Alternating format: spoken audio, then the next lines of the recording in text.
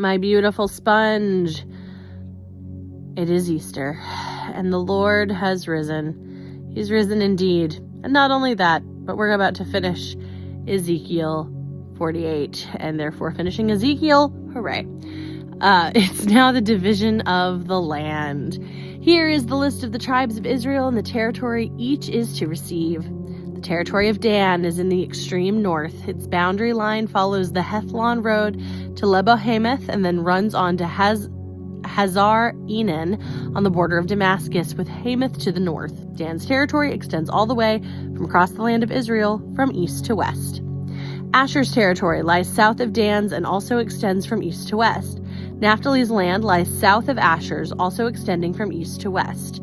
Then comes Manasseh, south of Naphtali, and its territory also extends from east to west.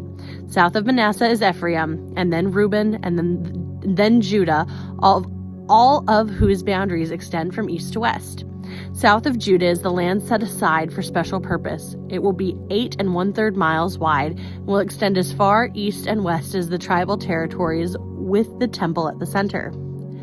The area set aside for the Lord's temple will be 8 1/3 miles long and 6 2/3 miles wide.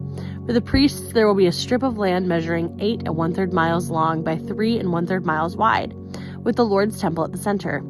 This area is set aside for the ordained priests and the descendants of Zadok, who served me faithfully and did not go astray with the people of Israel and the rest of the Levites. It will be their special portion when the land is distributed, the most sacred land of all. Next to the priest's territory will lie the land where the other Levites will live. The land allotted to the Levites will be the same size and shape as that belonging to the priests, 8 1/3 miles long and 3 1/3 miles wide. Together, these portions of land will measure 8 by 1/3 miles long by 6 2/3 miles wide. None of the special land may ever be sold or traded or used by others, for it belongs to the Lord. It is set apart as holy. An additional strip of land, 8 1/3 miles long by 1 2/3 miles wide, the south of the sacred temple area, will be allotted for public use, homes, pasture lands, and common lands, with the city at the center. The city will measure 1 1/2 miles on each side, north, south, east, and west. Open lands will surround the city for 150 yards in every direction. Outside the city, there will be a farming area that stretches 3 1/3 miles to the east and 3 1/3 miles to the west, along the border of the sacred area. This farmland will produce food for the people working in the city. Those who come from the various tribes to work in the city may farm it. This entire area, including the sacred lands in the city, is a square that measures 8 1/3 miles on each side. The areas that remain to east and west of the sacred lands in the city will belong to the prince. Each of these areas will be 8 1/3 miles wide, extending in opposite directions to the eastern and western borders of Israel, with the sacred lands in the sanctuary of the temple in the center. So the prince's land will include everything between the territories allotted to Judah and Benjamin, except for the areas set aside for the sacred lands in the city. These are the territories allotted to the rest of the tribes of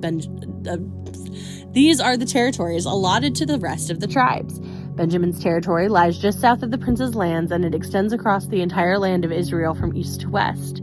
South of Benjamin's territory lies that of Simeon, also extending across the land from east to west.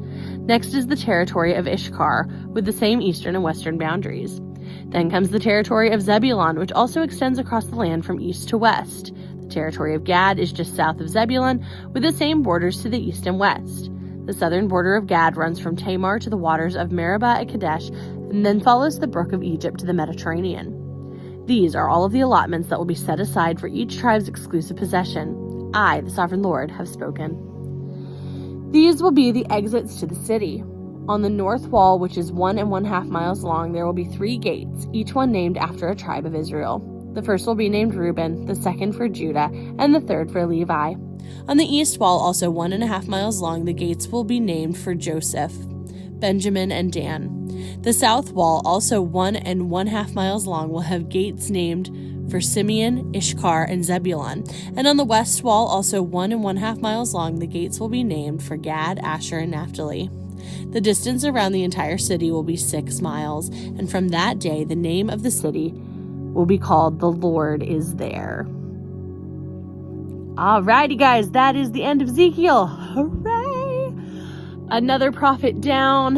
Where are we going to go to next? I have an idea, so tune in tomorrow. We're either headed back into the Psalms or we're headed into the New Testament for a little bit. You have an absolutely wonderful day, and I hope you take what you've learned and experienced and been saturated with here on Resurrection Day, and I hope that takes you into your tomorrow. Have a wonderful whatever the time of day you're having.